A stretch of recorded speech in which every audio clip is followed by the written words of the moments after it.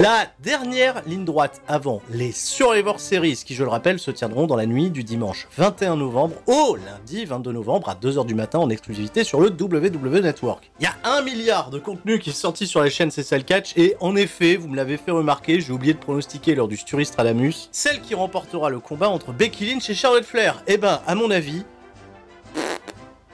j'ai peur, connaissant WWE, qu'on ait un finish de merde façon Screwjob. Quoi qu'il en soit, celle qui gagnera le match sera certainement très protégée et je pense que je me déciderai dimanche soir à 18h sur twitch.tv/Turi316 lors du Super Kick-Off où, je le rappelle, une immense, énorme soirée jeu avec évidemment Ludivine, Flo et Rabi, la preview du pay-per-view histoire d'essayer, se donner la hype.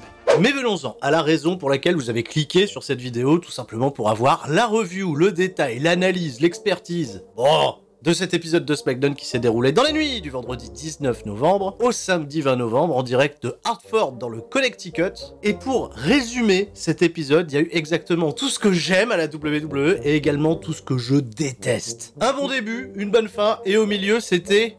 mais l'épisode commence bien entendu avec un clip. On nous remonte la grosse performance du Roi des Bois qui était sur le point de vaincre Roman Reigns avec cette descente du coude. Les Usos s'en sont mêlés et j'ai découvert après coup que Roman Reigns ne s'est pas fait disqualifier, donc techniquement il n'a pas perdu le combat. Ça a été classifié par WWE en no contest. No contest. Alors je sais que vous allez réclamer Michel Beaujolet là tout de suite, on a eu des nouvelles, il était au Maroc.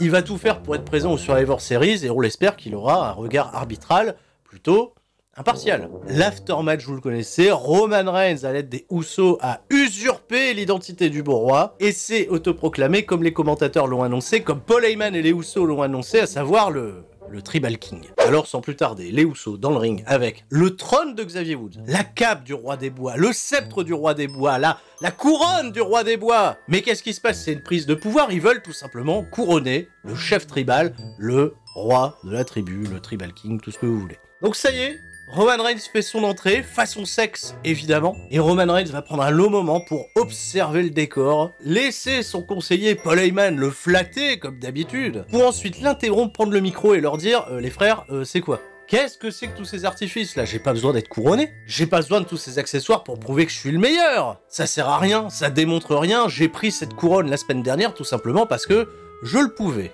Et Roman Reigns va être évidemment interrompu par le Roi des Bois. Enfin, on peut pas l'appeler le Roi des Bois, il a plus de couronne. Xavier Woods. Et Xavier Woods, très justement, au micro, va rappeler à Roman Reigns qu'il était peut-être sur le point de le battre vendredi dernier, avant l'intrusion des Usos. Et Roman Reigns va rentrer dans la tête de Xavier Woods en lui disant bah, si tu peux prouver que t'es meilleur que moi, t'as pas besoin de tout ça. T'as pas besoin de ton sceptre, de ton trône, de ta couronne. Et là, petit à petit, ils vont commencer, les Usos, Paul Heyman, Roman Reigns, à tout péter. Ils ont pété le sceptre, ils se sont essuyés les pieds sur la cape, ils ont éclaté le trône. Xavier Woods, il était en grosse sueur. Et lorsque venait le moment de détruire la couronne, Xavier Woods, il est rentré dans le ring, c'est parti en bagarre, évidemment, à 3 contre 1, il s'est fait casser la gueule. Et sous les yeux d'un Roi des Bois désemparé, Roman Reigns a détruit sa couronne.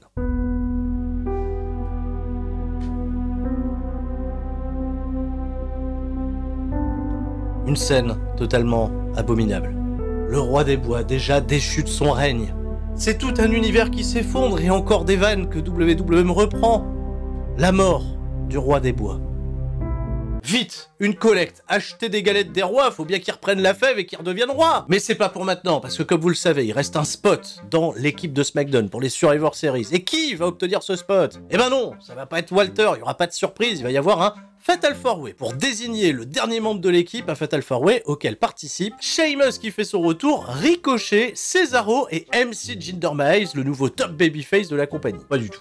Avant que l'action débute, on retrouve Xavier Woods dans les coulisses, le pauvre Roi des Bois, qui peine à marcher, qui peine même à répondre aux questions de Kayla Braxton, et il va, dans un dernier souffle, challenger Roman Reigns à une confrontation homme à homme, face à face. Ce qui pose parfaitement les bases pour le fil rouge de l'histoire, et toujours pas plus de build-up pour les Survivor Series. Mais sans plus tarder, le Fatal 4-Way débute, et beaucoup d'action pendant ces 11 minutes où tout le monde a brillé, même Jinder Mahal qui a pas été une si mauvaise addition au rythme du combat, un Ricochet qui a continué de nous éblouir avec ses manœuvres aériennes de haute qualité, et une histoire qui était toute trouvée entre Cesaro d'un côté et Sheamus, qui sont désormais bien loin de leur grande amitié au sein de l'équipe The Bar, qui était une des équipes les plus dominantes de la WWE, qui vont dans cette fin de combat poser les bases pour peut-être une nouvelle rivalité au sein de la compagnie. Ridge Holland est venu détourner l'attention de Cesaro pour permettre à Sheamus de remporter la victoire et le dernier spot dans l'équipe de SmackDown pour les Survivor Series. C'était très cool. Backstage, on retrouve Kayla Braxton en interview avec Jeff Hardy qui va énumérer les talents de son équipe dans les Survivor Series. Ça a bien parlé de Xavier Woods, ça parle très bien de Drew McIntyre, ça parle bien aussi de Sheamus qui est quand même un gros compétiteur, mais ça parle moins bien de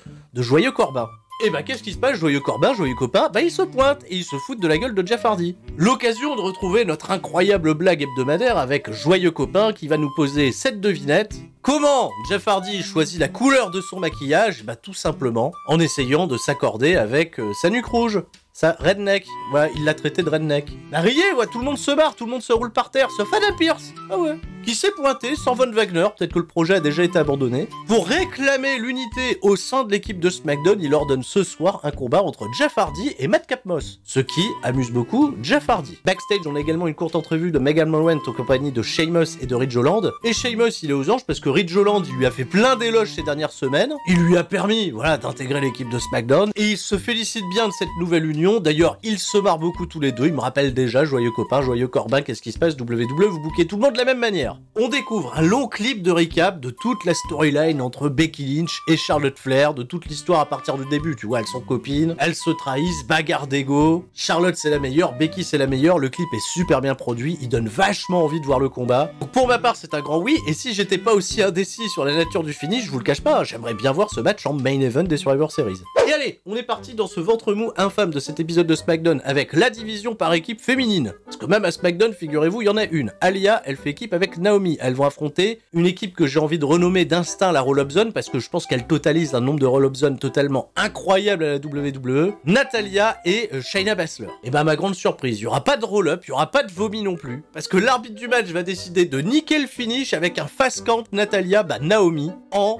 à peine une minute. C'est-à-dire qu'on a eu les entrées, on a eu un clip de recap de la victoire d'Alia la semaine dernière, tout ça, ça a duré 4 fois le temps du match, c'est honteux. Scandale. D'ailleurs, backstage, on va retrouver Sami Zayn qui va à nouveau se plaindre d'un complot contre lui parce qu'on l'a retiré de l'équipe de SmackDown et il est aux côtés de Sonya Deville et Sonya Deville, elle fait, c'est pas ma décision, c'est celle d'Adam Pearce. Moi, je prends pas de mauvaises décisions. Et là, il y a l'arbitre qui vient d'arnaquer Alia et Naomi qui se pointe et qui dit à Sonya Deville, est-ce que j'ai bien fait mon travail? Et Sonya Deville, elle fait, de quoi tu parles? De quoi? Qu'est-ce qui se passe? Mais non, Et Sonya Deville également va annoncer à Sami Zayn qu'il aura l'occasion de se rattraper puisque au Survivor Series, un match va être ajouté, c'est une bataille royale à 25 catcheurs. Et pourquoi 25? Parce que c'est pas un nombre pair, si c'est SmackDown contre Raw, il aurait fallu faire 12 contre 12. Non, ils ont décidé de faire 25 parce qu'on célèbre les 25 ans de carrière de The Rock.